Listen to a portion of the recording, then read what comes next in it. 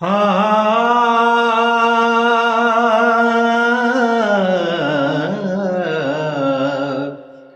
आ आ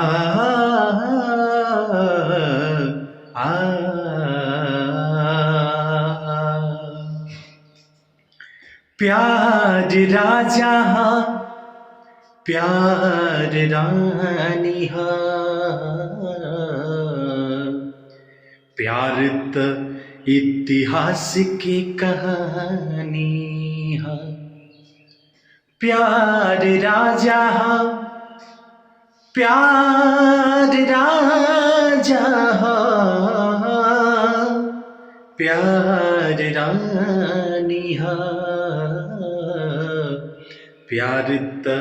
इतिहास की कहानी केहू परिभाषा न बूझल एकर प्यार त गंगा जी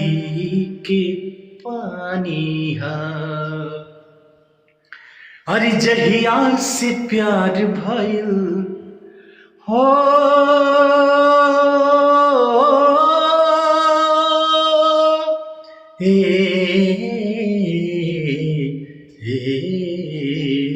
गुड़िया जहिया से प्यार भइल जहिया से प्यार भइल तोह से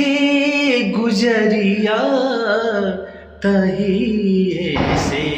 हो तोहर के खोजे ले नजरिया हे गोरी तही से हाँ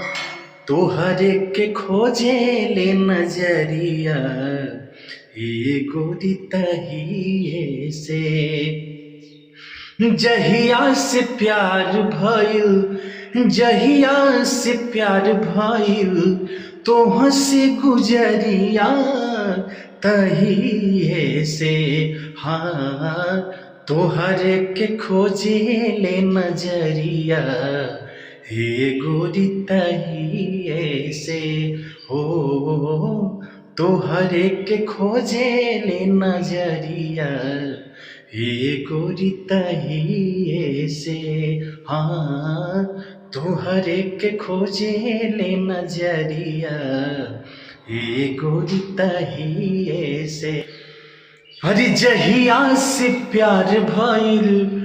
जहिया से प्यार भइल तोह से गुजरिया तही से हाँ तोहर के खोजे ले नजरिया हे गोरी तही से हो तोहर के खोजे ले नजरिया हे गोरी तही से।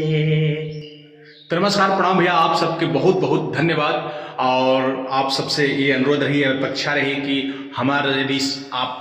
चैनल पर नया बानी और पेज पर नया बानी हमारे किशोर कुमार पेज पर, तो पेज को फॉलो करी और चैनल हमारे बात किशोर बाबू एंटरटेनमेंट चैनल को सब्सक्राइब करी। और आप सबके बहुत बहुत आशीर्वाद प्यार और आप सब दिला हर गाना में। तो ऐसे ही एक छोटा सा गुनगुनाइली बहुत सुंदर ये एक जो प्रेमी और प्रेमिका के जो ये भाव रहे, तो कैसा लगा जरूर कमेंट करके बताएं। बहुत बहुत धन्यवाद, प्रणाम।